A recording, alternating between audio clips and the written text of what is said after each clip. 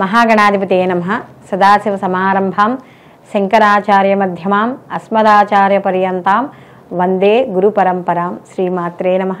आदित्याय च सोमाय मंगళాయ బుధాయ చ గురుశుక్ర శనిభ్యశ్చ రాహవే కేతవే నమః.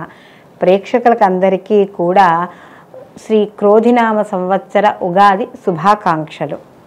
మనం ఈ శ్రీ క్రోధినామ సంవత్సరంలో మనం ఈ ద్వాదశ రాసుల వారికి కూడా నవగ్రహ సంచారాలను అనుసరించి మనం ఈ శుభాశుభ ఫలితాలు చెప్పుకోవడం అనేది జరుగుతుంది. అయితే ఇక్కడ ఈ సంవత్సర ఫలితాలు తెలుసుకోబోయే ముందర అంటే వీళ్ళు ఈ ద్వాదశ రాసుల వాళ్ళు కూడా ఈ సంవత్సరం అంతా కూడా ఎటువంటి విషయాల్లో జాగ్రత్తగా ఉండాలి, ఎటువంటి విషయాలు చేపట్టాలి, వివాహ విషయాల్లో కానీ గృహప్రవేశము, సంతానము, ఉద్యోగము, విద్య, వ్యాపారము, ఆరోగ్యము, ఇలా అన్ని రకాల విషయాల మీద కూడా మనకి ఒక అవగాహన అనేది తెచ్చుకుందుకు మనం ఈ ఉగాది సంవత్సర పంచాంగ శ్రవణం అనేది మనం చెప్పుకోవడం అనేది జరుగుతుంది. అయితే ఇక్కడ ఈ యొక్క మన ఈ ద్వాదశ రాశుల ఫలితాలు తెలుసుకునేటప్పుడు ఇక్కడ అన్ని గ్రహాల గురించి మనం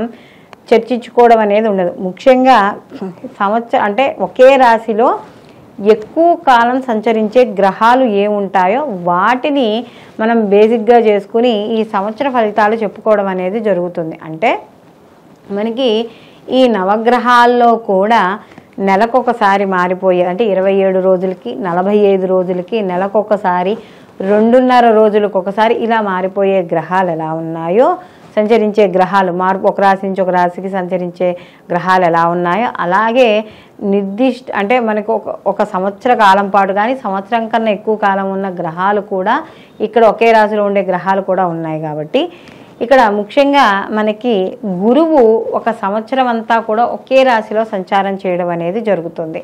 అలాగే శని భగవానుడు ఒకే రాశిలో 2.5 సంవత్సరాలు సంచారం చేస్తాడు.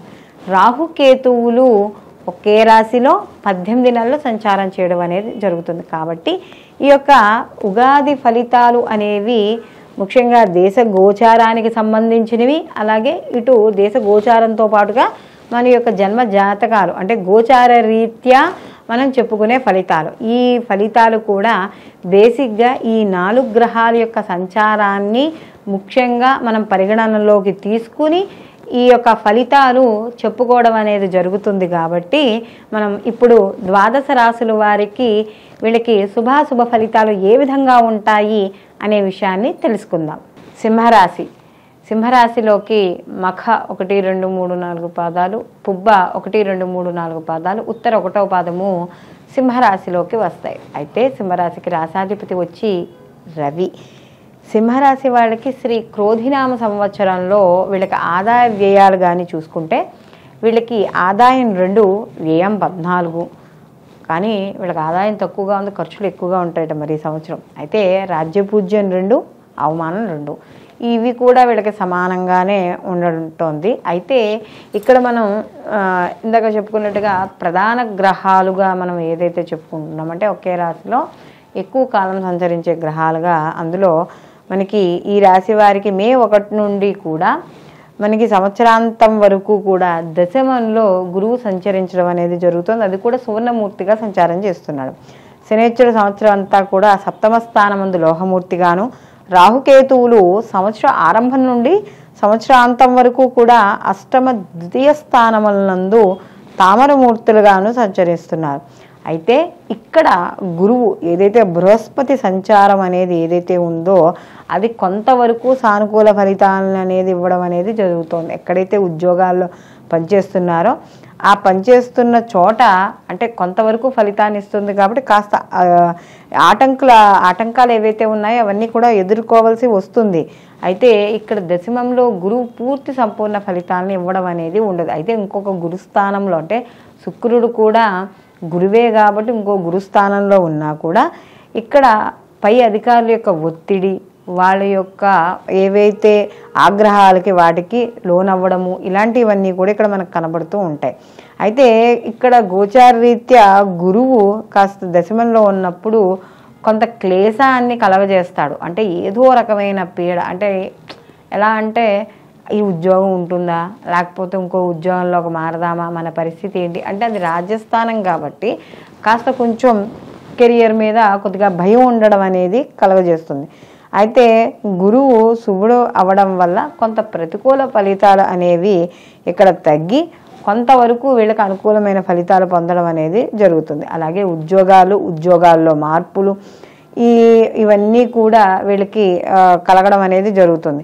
అయితే వీళ్ళకి సంవత్సర ఆరంభం నుండి కూడా ఆరంభంలో కుటుంబంలో కాస్త చిన్న చిన్న ఇబ్బందులు, గృహాల్లో కాస్త వాతావరణం సరిగ్గా లేకపోవడం అంటే కుటుంబ సభ్యుల వల్ల కావచ్చు, భార్యాబిడ్డల వల్ల కావచ్చు కాస్త ఇబ్బంది పడ్డం, విలువైన వస్తువులు కాస్త జాగ్రత్త పరుచుకోవాల్సి వస్తుంది ఈ సంవత్సరం వీళ్ళు. లేకపోతే కాస్త ఇబ్బందులు పడ్డం, లేదా ఏదైనా విలువైన వస్తువులు కొనేటప్పుడు కాస్త జాగ్రత్త పడ్డం, ఇలాంటివన్నీ కూడా చేస్తూ ఉండాలి. అలాగే వీళ్ళకి వృత్తి వ్యాపార ఉద్యోగాల్లో కూడా పురోభివృద్ధి అనేది సాధిస్తారు మొత్తానికి ఈ సంవత్సరంలో. అలాగే రాజకీయ పరంగాను, రాజకీయ నాయకులు ప్రభుత్వ పరంగాను వాటిపై ఏవైతే ఉన్నాయో అవన్నీ కూడా కాస్త కొంతవరకు సానుకూలంగా ఉండడం, అలాగే ప్రభుత్వ పరంగా ఏవైనా పథకాలు అలాంటివి చేపట్టినవి ఉంటే వాటి పరంగా కాస్త లాభాలు పొందడం, ఇలాంటివన్నీ కూడా చోటు చేసుకుంటాయి. అలాగే వీళ్ళకి ఎవరైతే వైవాహిక జీవితంలోనూ జీవిత భాగస్వామి విషయాల్లోనూ కాస్త అనుకూలంగా ఉండడం అనేది జరుగుతుంది. అలాగే కుటుంబ వృద్ధి అనేది కనబడుతుంది. సమాజంలో కూడా కీర్తి గౌరవాలు అనేవి వీళ్ళకి పెరుగుతాయి. అలాగే ఇక్కడ కొంత బంధువర్గం నుండి ఆదరణ పెరగడం అనేది జరుగుతుంది. రాజకీయ నాయకులు ముఖ్యంగా ఇక్కడ ఈ సంవత్సరం వీళ్ళు రాజకీయ పరంగా కూడా కొంత విజయాన్ని సాధించడం అనేది జరుగుతుంది. అలాగే వ్యాపారస్తులు ముఖ్యంగా ఈ ఎవరైతే ధాన్య వ్యాపారం చేస్తున్నారో ఈ ధాన్యానికి సంబంధించి మిల్లులు అంటే రైస్ మిల్లులు అవి చేసే వాళ్ళకి గతంలో ఉండే వాటికన్నా కూడా ఈ సంవత్సరం కాస్త వీళ్ళకి అనుకూలమైన సమయంగా మనం చెప్పవచ్చు. అలాగే ఇక్కడ కొంత అనుకూలమైన వాతావరణం అలాంటివి కూడా కాస్త కలగడం అనేది జరుగుతుంది. సింహరాశి వాళ్ళకి ఇక్కడ కళత్ర స్థానమైన కుంభరాశిలో శని సంచారం కూడా మిశ్రమ ఫలితాలను ఇవ్వడం అనేది జరుగుతుంది. ఎందుకంటే సహజంగా సప్తమ స్థానం అనేది మనకి కళత్ర స్థానంగాను మనకి అలాగే కీర్తి గౌరవాలు, వ్యాపారము, భాగస్వామి వ్యాపారము ఇవన్నీ కూడా మనము ఈ యొక్క సింహరాశిలో మనం చెప్పడం అనేది జరుగుతుంది. అలాంటి సింహరాశి దాంట్లో శని సంచారం వల్ల వైవాహిక జీవితంలో అప్పుడప్పుడు చిన్న చిన్న మనస్పర్ధలు వచ్చే అవకాశం అనేది కనబడుతోంది. అలాగే ఇక్కడ కొంత మనస్పర్ధలు వచ్చినా కూడా వీళ్ళకి ధనపరంగా భార్య ద్వారా కొంత ఆస్తులు కలిసి రావడము, అలాగే కొన్ని రకాలైన వ్యాధులు కూడా ప్రబలడం అనేది కూడా జరుగుతుంది. అలాగే వీళ్ళు శత్రువులు కాస్త కొంచెం ఏవైతే శత్రువులు ఉన్నారో ఆ శత్రువులు కాస్త తిరగబడ్డము ఇలాంటివి కూడా కనబడతాయి. అలాగే ఇతరులు కాస్త ఎప్పుడూ కూడా ఏదో ఒక తప్పు చేస్తున్నామనో ఏదో ఒక రకంగా సాధించడం అనేది కూడా ఇక్కడ కనబడుతూ ఉంటుంది. అలాగే ఈ భాగస్వామి వ్యాపారాల్లో కూడా చిన్న చిన్న వ్యతిరేక ప్రభావాలు కూడా కనబడుతూ ఉంటాయి. అలాగే మీరు చేసే వ్యాపారాలు, ప్రయత్నాలు, విస్తరణ ఏదైతే ఉందో వాటిల్లో కాస్త జాగ్రత్తగా చూసుకుంటూ ఉండడం అనేది మంచిది. అలాగే సంపాదనా పరంగా ఏదైతే మీరు పొదుపు చేసినవి ఉంటాయో ఆ సంపాదన ఖర్చు పెట్టేటప్పుడు మాత్రం తప్పనిసరిగా జాగ్రత్త అనేది వహించుకోవాలి, లేకపోతే ఇబ్బంది పడే సూచనలు అనేవి ఇక్కడ కనబడుతున్నాయి. అలాగే ఇక్కడ ఏవైతే మీరు ఆదాయం కోసం చేసే ప్రయత్నాలు ఉన్నాయో అవి కాస్త ఆలస్యాన్ని ఇవ్వడం అనేది జరుగుతుంది. అంటే తక్కువ ఫలితాలను అంటే ఇక్కడ ఏమవుతుంది అంటే కాస్త వ్యాపార పరంగా కూడా కాస్త ఫలితాలు ఆలస్యంగా వచ్చినా కూడా కొంతవరకు నిలబడడం అనేది కూడా జరుగుతుంది.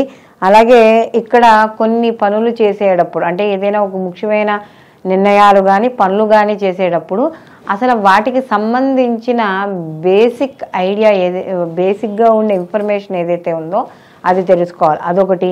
మీరు చేసే పనుల వల్ల ఇతరులకు నష్టం అనేది కలిగించకూడదు. అంటే నైతిక విలువలు మనకి ఏవైతే ఉంటాయో అవి పోగొట్టుకోకుండా ఉండి ప్రతి పనిని కూడా చాలా అనుగుణంగా, చట్టబద్ధంగా, న్యాయబద్ధంగా చేసుకుని ముందుకు వెళ్ళడం అనేది మంచిది. అలాగే ఇక్కడ కాస్త కొంత మధ్య మధ్యలో కూడా ఇతరులు చేసే పనుల వల్ల కూడా కొంత చికాకులు అనేవి ఏర్పడతాయి. అందులో ద్వితీయ స్థానంలో కేతువు ఉన్నాడు, అంటే కుటుంబ స్థానంలో ధనస్థానంలో కేతువు ఉండడం వల్ల ఆర్థికపరమైన వాటిల్లో వచ్చే అంటే లాభాల్లో కావచ్చు, అవి ధనపరమైన వాటిల్లో కావచ్చు, అవి కొద్దిగా ఆలస్యమయ్యే అవకాశం అనేది ఇక్కడ కనబడుతోంది. అయితే ఇక్కడ కాస్త చిన్న చిన్న ప్రతిబంధకాలు కూడా ఏర్పడతాయి, ఎందుకంటే ధనస్థానంలో కేతు వచ్చి అష్టమ స్థానంలో రాహు ఉండడం వల్ల.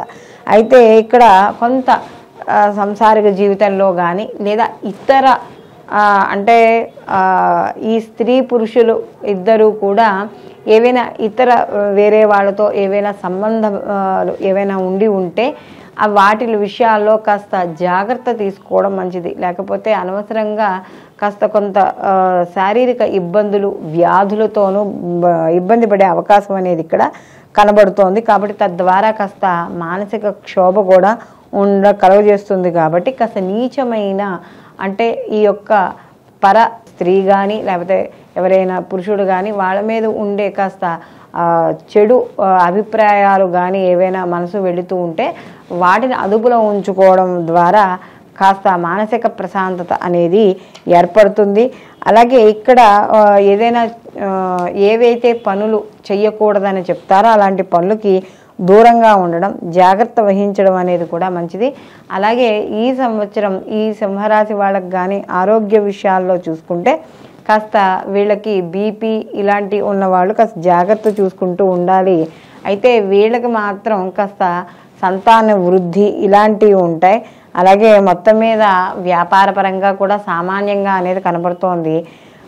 వివాహం అయ్యే వాళ్ళకి మాత్రం వివాహం జరుగుతుంది, కానీ కాస్త ఆలస్యం అయ్యే అవకాశాలే కాస్త ఎక్కువగా ఈ సంవత్సరం కాస్త కనపడడం అనేది జరుగుతోంది. కాబట్టి వీళ్ళు ప్రతి నిత్యము అంటే ఇక్కడ వివాహానికి సంబంధించి ప్రతి నిత్యము కూడా ఈ శత్రుజయం కావచ్చు, లేకపోతే వ్యాపారపరంగా లాభాలు కావచ్చు, కుటుంబపరంగా వృద్ధి కావచ్చు, వేటికైనా సరే ప్రతిరోజు కూడా వీళ్ళు దుర్గా ఆరాధన అనేది చేసుకోవడం, అలాగే దక్షిణామూర్తి యొక్క ఏవైనా స్తోత్రాన్ని కానీ దాన్ని కానీ చదువుకోవడం, అలాగే లక్ష్మీ గణపతి ఆరాధన ఎక్కువగా చేసుకోవడం, లేదా గోవుకి 9 రకాల ధాన్యాలు ఉంటాయి కదా మనకి నవగ్రహాలకు సంబంధించిన ధాన్యాలు, ఆ ధాన్యాలన్నీ కొద్దిగా నానబట్టి కుదిరితే కనీసం వారానికి 2-3 సార్లను, రోజు కుదరకపోయినా కనీసం వారానికి 2-3 సార్లైనా సరే గోవుకి ఈ ధాన్యాలను తినిపించడం. అలాగే మల్టీ కలర్స్లో ఉండే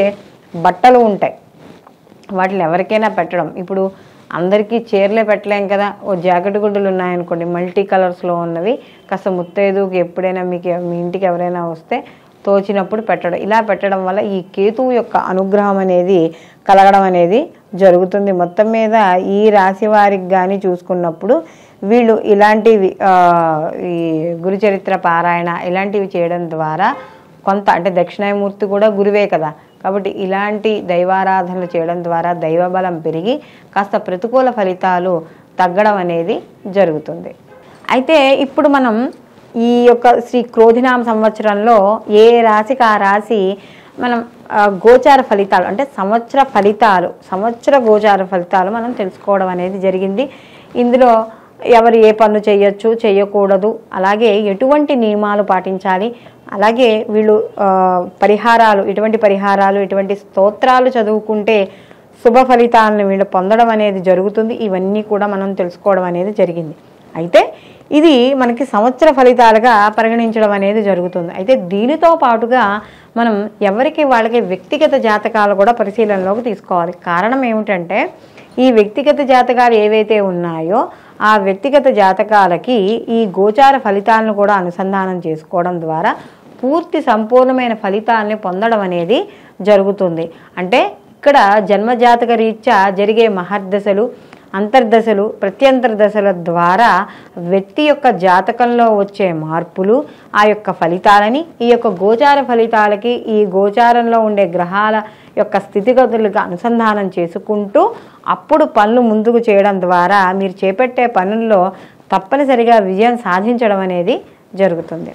సర్వేజన సుఖినో భవంతు, లోకా సంస్థ సుఖినో భవంతు.